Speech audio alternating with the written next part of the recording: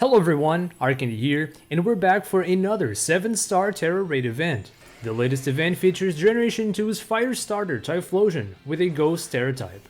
And let me tell you what a strange raid boss this is. Let's start with the moveset. First, Shadow Ball, which has a 20% chance to drop special defense by one stage. Eruption, which deals massive damage the higher the user's HP. Earthquake and Play Rough, which complement coverage very well.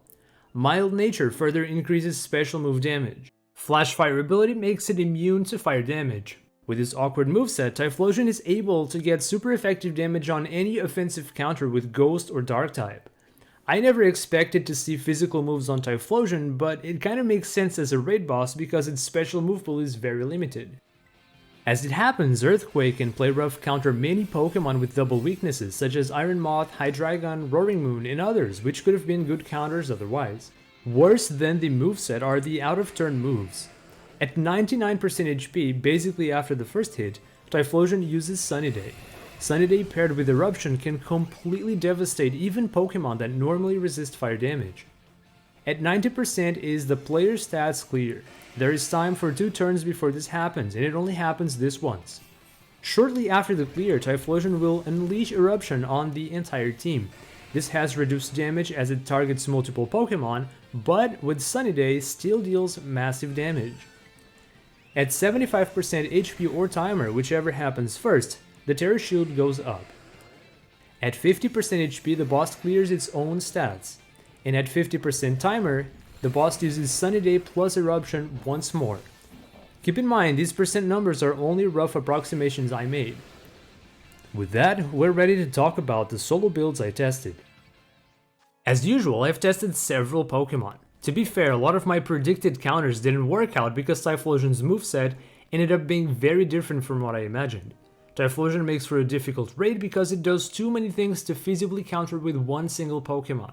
Kind of like Iron Leaves raid, if you remember that. Funnily enough, just like Iron Leaves, Typhlosion picks moves at random. It does not necessarily pick the hardest hitting move, like most 7-star bosses do. And on that note, it seems that there isn't a perfect pick for this raid, but we can make do with what we got. In the end, I was left with only 2 solid choices. They are Annihilape and Girafarig. Girafarig is slower but very consistent. However, due to what appears to be a glitch within the raids, this build sometimes just doesn't work. So I will focus on the Annihilape build, which not only is it easier to explain, it also makes for a faster raiding experience. Annihilape appears to be the most reasonable fast solo build. My Annihilape build goes for a minimum investment to outspeed Typhlosion and maximum bulk, full special defense and rest in HP. In my opinion, Rage Fist damage already scales high enough that we can use all the bulk we can get. We do want the ability Defiant to take advantage of stat drops from Shadow Ball or Play Rough. Shell Bell is the preferred item for even more survivability. With this much bulk, Annihilape takes less than half HP from Shadow Ball. You're only at risk of a one-hit KO from critical hits at -1 special defense, so you're gonna need some seriously bad RNG for this to happen. Speaking of which, Ghost Tera Annihilape can only be acquired from raids or using Tera Shards.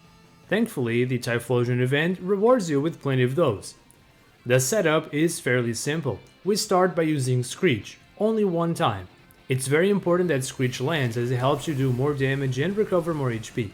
If Screech misses, winning the raid will be a coin flip. You can try to brute force or restart, it's up to you.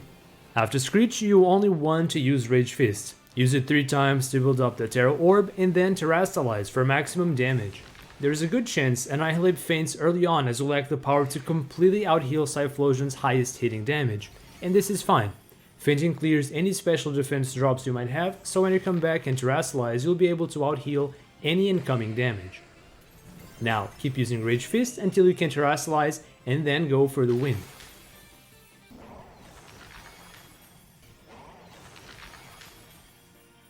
If you want to see the build specs more in depth, here's the infographic.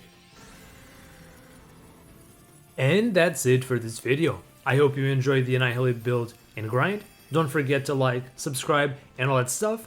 Thanks for watching, and I'll see you on the next one.